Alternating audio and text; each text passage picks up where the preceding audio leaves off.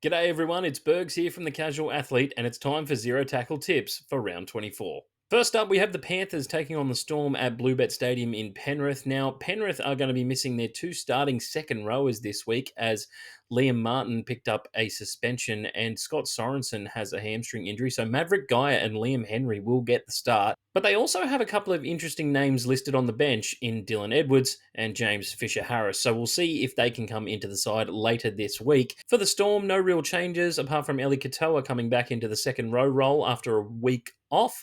And then we also have Nelson Asofa Solomona moving from the lock position into the starting front row spot. Now, these two teams over the last 10 games, it has been won by Penrith. They've gotten 6 wins, and they did lose the round 1 fixture between these two teams 8-0. So you could expect a nice tight affair once again in this one. Storm, possibly not playing their best at the moment, would like to be able to clean up some of their clunkiness in the spine play. It has been a little bit difficult since Munster has come in, but you could say the same for Penrith. Since Cleary's come back, they haven't looked 100% convincing, but I think out of Bluebet Stadium, they should get the win here and really challenge Melbourne for this minor premiership. It could come down to for and against. In the end, I'm taking the Panthers 1-12.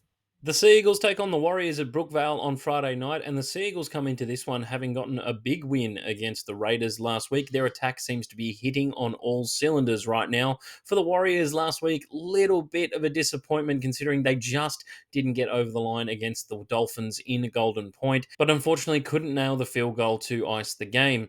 For the Warriors, they get Sean Johnson back this week, and that is a welcomed in considering he spent last week on the sideline with a quad injury, and we'll want to see out the last couple of games in his retirement year. It's sad to see Sean Johnson go, but hopefully they can pick up a couple of wins towards the end of the season for them. For the Seagulls, Josh Aloiai comes back into the side after spending a few weeks off, and Toff Sipley drops out. This one you might think is a little bit close to call, but I'm taking the Seagulls pretty comfortably here, 13+. The Warriors come into this one on the back of a 5-day turnaround, having played on Sunday last week, and the Seagulls attack is just cooking right now. Tom Trebojevic is showing flashes of that 2021 form.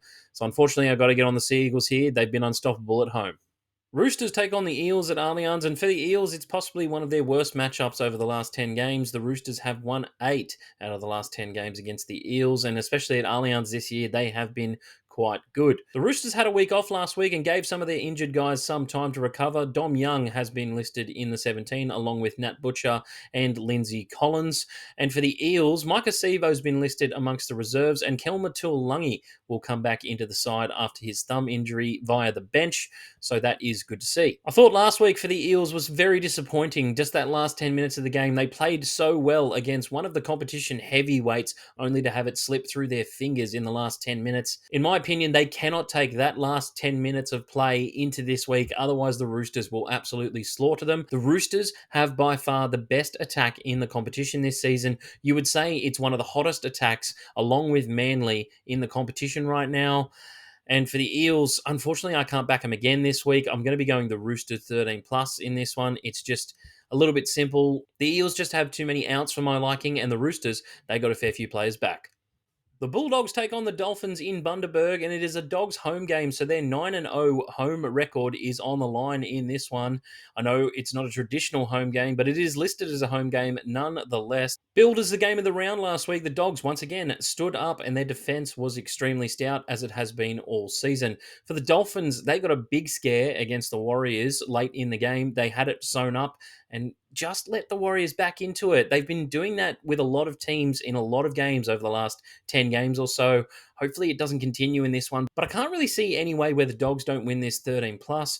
I just feel like their attack is really clicking at the moment, and the Dolphins' defense has been atrocious in the last couple of weeks. They've given up more than 70 points in the last 2 games. Unfortunately, for Dolphins fans, got to go the Dogs here, 13+.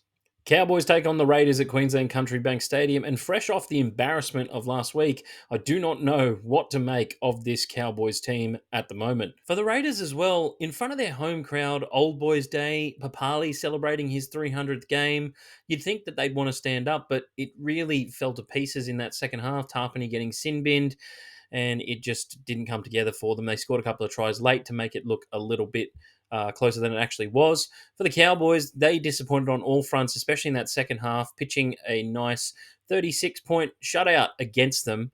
from the team coming 14th this year. I know the Broncos always turn it up against the Cowboys, and there have been some legendary matchups in the past, but that definitely wasn't one, in my opinion. Cowboys in this one can have a little half smile on their face. They have won 5 in a row against the Raiders, so it is a nice matchup for them in terms of the history, but they've got to get it together on the defensive end. That's the biggest worry for them. And this Raiders forward pack is much bigger than the Cowboys forward pack. They've got to contain that. They didn't win the contact last week. They got bullied by a forward pack that didn't have Payne Haas in it. And I feel as if the Cowboys can't contain Tarpany, Papali'i, Trey Mooney, and this big forward pack, and they're possibly not going to get the win. But I will be taking them 1-12 here. I just feel like they bounce back. They did drop Chad Townsend for this game, so Jake Clifford has moved into the halves. So we'll see what the dynamic is there. Hopefully a lot more runs through Tom Dearden this week, but without Jeremiah Nanai, we'll see what happens. Tigers take on South Sydney at Campbelltown. And for the Tigers, I thought they were pretty good last week against the Knights. They didn't really give up too many points that they have been in recent fixtures, although they did give up 30. The defence definitely needs some work. And for the Rabbitohs, they hung in tight with Melbourne, just capitalised on the opportunities that Melbourne gave to them in dropping so much ball. And the halves are working pretty well together in Cody Walker and Jack Whiten. I do feel like the Tigers can come out and jag a win in this game. Luke Loli'i is back in the team as well, and he is a young firecracker who always goes hard. Galvin is always trying his heart out there, and it's definitely good to have some backup from some youngsters as well. For the Rabbitohs, Cam Murray moves back to the lock spot, and that is possibly the move that he has been waiting for and that every fantasy player around the country has been waiting for, with Keon Clough-Matungi moving back to the second row. Yeah, I'm going to stick with the Tigers in this one. I just feel like they're not going to end the season on a massive losing streak. They're possibly going to jag one more win out of this season, and I feel like they've been building nicely towards a win in this one, especially if they don't give up as much ball to the Rabbitohs as Melbourne did, then they have a real shot. On Sunday, the Dragons take on the Titans at Wynn Stadium, and the Dragons are shooting for 5 in a row against the Titans in this one, having gotten a win earlier in the season, 28-4. For the Titans, I feel like a lot was expected of them last week, and they were favourites going into that game against the Sharks, but didn't score a single point, and in the process, their defence that has been pretty good over the last 5 or 6 rounds or so was definitely tested in more ways than one, giving up 44 points to the Sharks, who didn't have Braden Trindle or Nico Hines. And on the Dragons side of things, they continued their win-loss, win-loss, win-loss record